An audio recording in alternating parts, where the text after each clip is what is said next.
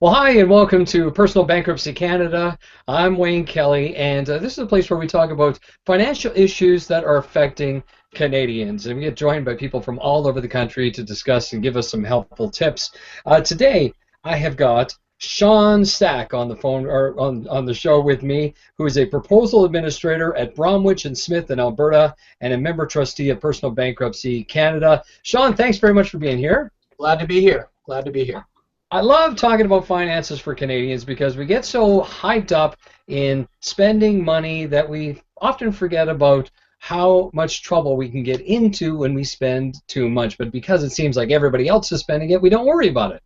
So we're going to talk today with you about setting smart financial goals. And when you talk about smart financial goals, you have smart in big capital letters. Let's discuss that. Why are they so big? Absolutely. Well, I guess when the idea here behind SMART is actually an acronym, so it's for specific, measurable, achievable, realistic, and time-bound. So it's SMART is actually you check off the list before you set a goal. You want to go through those things. So the first thing is your goal specific? Oftentimes people will set goals, but they'll be vague goals. You'd never go to a movie that started somewhere around in the afternoon. It would have to be setting a time, and so we want to do that with our goals. We want to be very specific. We also want to be measurable. Right? We don't want to just have any sort of goal that you can achieve it, you cannot achieve it. You want to have it something that you can measure and say, where am I at in relation to achieving that goal, which is actually the third letter in there, the A.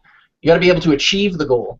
Nobody likes to get in a situation where you set yourself a goal that's unattainable. It's depressing and it's saddening. But at the same time, no one likes to be around that person that sets those goals for themselves every day and says, hey, I got dressed. I got dressed today and ate my breakfast. I've got a goal. So make it achievable and put it a little out of your reach a bit. The second to last one is make sure you're realistic about your goals, right? So that can you do it? Is it something that you're setting yourself up to do? And the last, but certainly not least, make sure that it is time bound, so that there's actually time frames that you're getting to. There's no point in setting a goal that has no definition. That's called a dream, and that's not smart. Dreams are not smart. Goals are smart. Well, have you ever noticed that many of the most successful people in the world all do exactly what you're saying? They all write goals, and yet most people do not take the time to write the goals. Any idea why? Well, I think in a lot of ways, when you write a goal down, when you create an artifact, it's something that it's there and it's forever, and you can't deny it, right? So the people that are successful, they've set these goals for themselves, and they're not afraid of not achieving those goals, because to not achieve something isn't a failure. A failure is actually simply to not try to achieve something. And people that set smart goals, of course, they set out with the full intent to achieve that goal, but there is that potential that it's not going to work out. That's why they write it down, to remind themselves, what they're doing, where they're going, and that there's a time frame for it. And that's really important, I think, is for you to make sure that you write it down. I don't know if you've ever done this before, but you ever written down some goals and forgot that you actually wrote them down, and then eventually you go back and you look, and surprisingly, many of the things on that list are they're realized you've achieved the success of having that goal, and you go, just because I wrote it down, it happens oftentimes. So Yeah. how about talking about financially? What do we do for financial goals? Do we say we want to buy a house? Is this I want to go on vacation? What do you mean specifically? Well, I guess, what it comes down to is you want to define what it is that you want to do. So, for example, you take something like a vacation. If someone says, one of the things I'm very interested in is I'm interested in going on a vacation. Well, what does that mean, right? Someone's idea of a vacation might be going and visiting their aunt that's in Regina. Another person's might be going to Hawaii. Right. Whatever it happens to be, there's going to be a cost associated with that, and you have to reduce it to a number, and then that's your goal. The goal is not so much the vacation, particularly when it's financial. The goal is to secure the financial resources by saving the money to achieve that goal. So how much does it cost to go on vacation?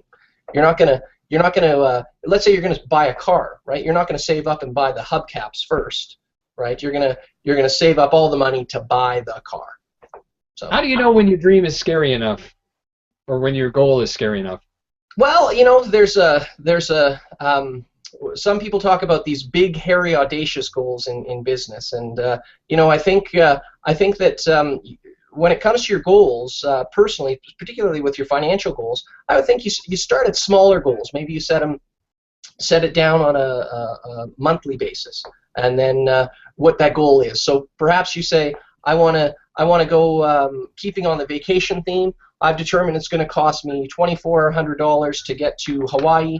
That includes my travel and my costs for while I'm away. I'm going to set $100 a month aside. At the end of the month, you should have $100 aside. And if you don't, it doesn't mean, oh, you're never going to go on vacation. It means you have to say, what am I going to do? Sadly, you know what most people do, Wayne? Is they say, well, I'm going to save $200 next month. And then next month, when it doesn't work, they're going to save $300 the next month. That is not smart goal planning, right? You're measuring it, but you're always kicking it forward. And that's how a lot of people get into credit difficulties, just kicking it forward. Yeah, that's great. And then eventually they just get fed up and say, okay, we're gonna do this the old-fashioned way. Use a credit card, go on vacation, and worry about it when we get back. Absolutely. And the creditors are actually, they're going to play into that and say, hey, you deserve this now, right? Don't worry about a smart goal. The goal can be, and this is what's particularly insidious about something like this, the goal for some people is to get out of debt. And it's crazy when you think about it. You're not in debt, so you go into debt to go on a vacation so that your goal is to get out of debt. We're a strange people as Canadians. Yeah, any final advice here when it comes to financial goal setting? Well, I think the most important thing is if you're in a relationship, that you're talking about what it is that that you're sharing the same goal, and that you're sharing, using the idea of the vacation. If you don't like to visit your aunt in Regina, but your sweetheart does, maybe see if you can get your aunt to come to Hawaii with you. Make sure you're all focused on the same goal together, because when you're looking at something that's specific and measurable and achievable and realistic and time-bound, you want to make sure everyone's on that same boat with you. And I agreed with everything you said, except for I think I'd rather do the 1 day in Regina with the aunt and spend the 7 days with my wife alone in Hawaii. Yeah, I agree. Sean Stack, thank you very much for being on the show today. And of course, if people want to learn more information, they can go to personalbankruptcycanada.ca. Thanks a lot, Sean. Thanks for having me.